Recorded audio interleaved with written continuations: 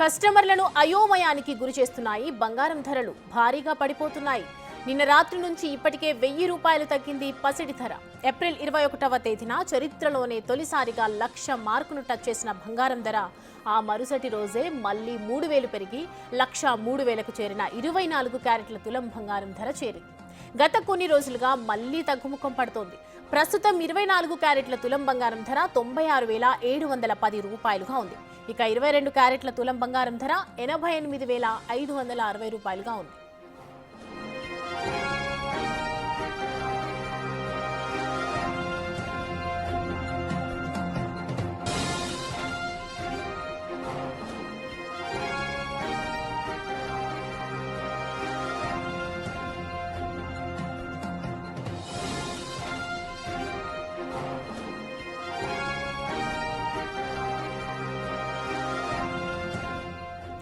Right, కస్టమర్లను అయోమయానికి గురి చేస్తున్నాయి. బంగారం ధరలు భారీగా పడిపోతున్నాయి రోజు రోజుకి. నిన్న రాత్రి నుంచి ఇప్పటికే 1000 రూపాయలు తగ్గింది పసిడి ధర.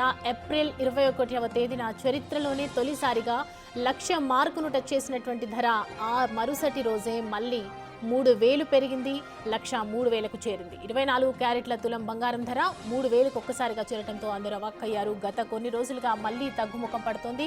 ప్రస్తుతం 24 క్యారెట్ల తులం బంగారం ధర 96,710 రూపాయలుగా ఉంది. ఇక 22 క్యారెట్ల తులం బంగారం ధర 88,560 రూపాయలుగా కొనసాగుతుంది.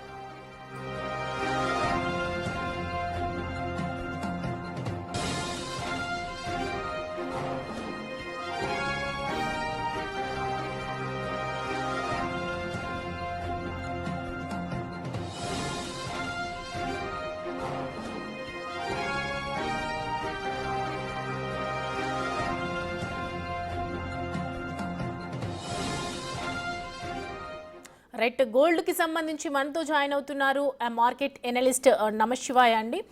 నమశివాయ గారు, నమస్తే అండి. నమస్తే అమ్మ. గోల్డ్ రేట్స్ చూస్తున్నాము, రోజుకి రోజుకి తగ్గుతూ ఉన్నాయి, పసిడి ధరలు పెరుగుతున్నాయి. అసలు ఏ విధంగా చూడాలి, ఎందుకు తగ్గుతున్నాయి సడన్ గా? అంటే మొన్న ట్రంప్ టారిఫ్ గొడవతో బంగారం అనేది 10,000 పైన పెరిగిందండి. ఇప్పుడు మళ్ళీ ఆ గొడవ సద్దుమణుగుతోంది. సో ఇప్పుడు చైనాతో కూడా టారిఫ్లు తగ్గించారు. ఇండియాతో, అన్ని దేశాలతో టారిఫ్లు తగ్గిస్తున్నాడు. సో ఇంకో పక్క ఇండియా పాకిస్తాన్ మధ్య యుద్ధము అనేది ఒక 3-4 రోజులు టెన్షన్ పెట్టింది. సో అది కూడా సద్దుమణిగినట్టుగా కనిపిస్తుంది. కాబట్టి ఈ సమస్యలను సద్దుమణిగితే బంగారం ధరలు మళ్ళీ కిందికి వస్తాయి కదా. సో అదే జరుగుతూ ఉందండి. మేబీ ప్రస్తుతానికి ఇప్పుడు 1,03,000 టాప్ రీచ్ అయిందండి ప్యూర్ గోల్డ్.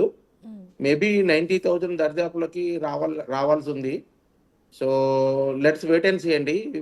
బంగారం అయితే కొద్దిగా కరెక్ట్ అవడానికి అవకాశాలు ఎక్కువ కనబడుతున్నాయి. ఇక నుండి కూడా కనీసం ఒక 5-6% ఆర్ ఈవెన్ లిటిల్ మోర్ కూడా అవకాశం ఉంది. సో ప్రస్తుతానికి అయితే 90,000 దరిదాపుల్లో వచ్చే అవకాశాలు ఎక్కువ కనబడుతున్నాయి. అయితే ఇంకా పడిపోయే అవకాశాలు ఉన్నాయా అండి? అంటే యుద్ధ వాతావరణం నడుస్తున్నటువంటి నేపథ్యంలో ఆర్థిక నిపుణులు ఏం చెప్తున్నారు? అదే అమ్మా, ఇప్పుడు అంటే ఏవైతే ఇబ్బందులు సృష్టించబడ్డాయో అవన్నీ ఇప్పుడు సద్దుమణుగుతున్నాయి. కాబట్టి మళ్ళీ బంగారం ధరలు పైనుండి మళ్ళీ తగ్గుతూ ఉన్నాయి. సో 1,03,000 నుండి 90,000 దాకా వచ్చే అవకాశాలు ఉన్నాయి. ఇప్పుడు 96,000 చిల్లర ఉంది కదా. సో ఇంకొక 6-7% కరెక్ట్ అయ్యే అవకాశం ఉంది. సో 90,000 దరిదాపుల్లో వచ్చాక నిలబడుతుందా లేదా ప్రైస్ అనేది చూడాలి. ప్లస్ రెండోది, ఎప్పుడైతే ఒక సంవత్సరంలో 50% దాకా పెరిగినప్పుడు కొద్దిగా కరెక్షన్ కూడా, కన్సాలిడేషన్ కూడా కావాలి. మైనర్ కనెక్షన్ అండ్ కన్సాలిడేషన్ అవ్వాలి. సో అది కన్సాలిడేషన్లో ఉందని మనం చెప్పొచ్చు ప్రస్తుతానికి. సో కొన్నాళ్ళు అటు ఇటు ఉండొచ్చు. మేబీ 90,000 to 1,00,000 మధ్యలో కదలాడొచ్చేమో అని అనుకుంటున్నాము. కాబట్టి బంగారం అయితే కొనాల్సిన అవసరం లేదు, తొందరపడాల్సిన అవసరం లేదు. మన లక్షలో ఉన్నప్పుడు కూడా మనం గట్టిగా చెప్పాము, కొనొద్దండి, దూరంగా ఉండండి, 90,000 దరిదాపులో వస్తే కొనడానికి ఆలోచిద్దామని చెప్పాము. సో అలానే జరుగుతున్నట్టుగా కనబడుతుందండి. బట్ బంగారం కన్నా కూడా వెండి బెటర్ అండి. వెండి బెటర్గా కనబడుతుంది. వెండి స్ట్రాంగ్గా నిలబడింది. సో ఈ కరెక్షన్లో చూసి కావాలంటే బంగారం బదులు వెండి చూడడం బెటర్ అని మనం సజెస్ట్ చేస్తున్నాం అండి. అయితే నమశివాయ్ గారు ఇప్పుడైతే ఏదైతే ఉందో ఇన్వెస్ట్మెంట్ అనేది చాలా ఎక్కువగా చేస్తున్నారు. ఇప్పుడు పెళ్లిళ్ళ సీజన్ కావడంతో ఎక్కువ మంది బంగారం కొనుగోలు చేస్తూ ఉన్నారు కదా. సో ఇప్పుడు మీరు ఏం చెప్తారంటే కొద్ది రోజుల తగ్గిపోతున్నటువంటి నేపథ్యంలో ఇప్పుడే కొని పెట్టుకోవచ్చా? కొనే వాళ్ళకి ఏం చెప్తారు? కొనేవాళ్ళు వెయిట్ చేయడం బెటర్ అమ్మా. ఓకే. 90,000 దరిదాపులోకి రావచ్చు. మనం రూపీ టర్మ్‌లో చూస్తే 87,000-90,000 మధ్యలో అప్పుడు కొంచెం కన్సాలిడేట్ అయ్యి అది 90 దాటాకనే స్పీడ్‌గా ఊపందుకుంది ప్రైస్. కాబట్టి మెల్ల అదే బ్యాండ్‌లోనే మళ్ళీ కొద్దిగా సపోర్ట్ వస్తుందండి. గట్టి సపోర్ట్ వచ్చే అవకాశాలు ఉన్నాయి. కాబట్టి 90,000 దరిదాపుల్లో మనము కొనడానికి ఆలోచించొచ్చండి. టైం చాలా ఉన్నవాళ్ళు 90,000 దరిదాపుల్లో ఎలా బిహేవ్ చేస్తారో చూసి అప్పుడున్న పరిస్థితుల ప్రకారం ఇంకా కూల్ అవుతూ ఈ సంవత్సరాన్ని ఇంకా ఇంకా సద్దుమణిగి అని రియల్ అయ్యి ఈ టారిఫ్ గొడవలన్నీ సద్దుమణిగి తర్వాత ఈ అగ్రిమెంట్లు అన్ని దేశాలతో అగ్రిమెంట్లు అయ్యి ముఖ్యమైన దేశాలు అట్లీస్ట్ ఇండియా, చైనా ముఖ్యమైన దేశాలతో అగ్రిమెంట్లు అయ్యి సజావుగా కనబడితే మళ్ళీ అప్పుడు ఒకసారి మళ్ళీ ఆలోచించి రివ్యూ చేయాల్సిన అవసరం ఉంది.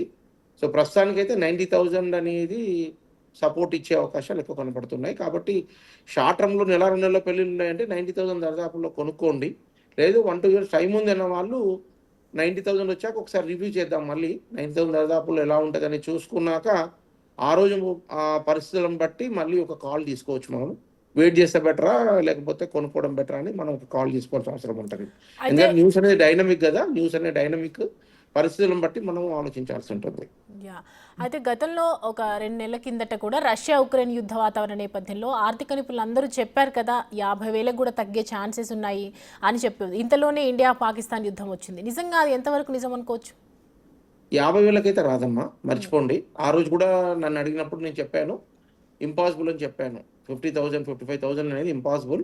హ్మ్. సో ఏంటంటే ఈ కాలంలో ఏంటంటే అంటే ఫ్యాన్సీ నెంబర్లు, ఫ్యాన్సీ ఫిగర్‌లు చెప్పడం అలవాటైంది మీడియాకి. సో ఇష్టానికి మాట్లాడేస్తున్నారు. దానికి సపోర్ట్ ఉండాలి గదా! ఏదన్నా మనము చెప్తున్నామంటే కనబడాలి మనకి. నిజంగా డైరెక్షన్ కనబడాలి, సపోర్ట్ కనబడాలి. ఈ ఫ్యాక్టర్స్ వల్ల తగ్గుతుందని చెప్పడానికి చెప్పగలగాలి. ఏది లేకుండా సింపుల్‌గా 50,000కి వస్తదంటే సరిపోతుందా? ఇంకెవరో వస్తారు రేపు 25,000కే వస్తుందని చెప్తారు. సరిపోతుందా? మనకి మీడియా సెన్సేషన్ చేయడానికి బానే ఉంటుంది. బట్ ఈ సెన్సేషన్ కాదు గదా! రియల్‌గా దానికి సపోర్ట్‌గా ఉండాలి గదా! సపోర్టివ్ డైరెక్షన్, వాతావరణం కనబడాలి. ఆ వాతావరణం కనబడినప్పుడు అది మాట్లాడడంలో అర్థం లేదు. సో 50,000 అయితే నెక్స్ట్ ఇంపాసిబుల్. రైట్ అండి. రైట్ నమశివాయ్ గారు. Thank you for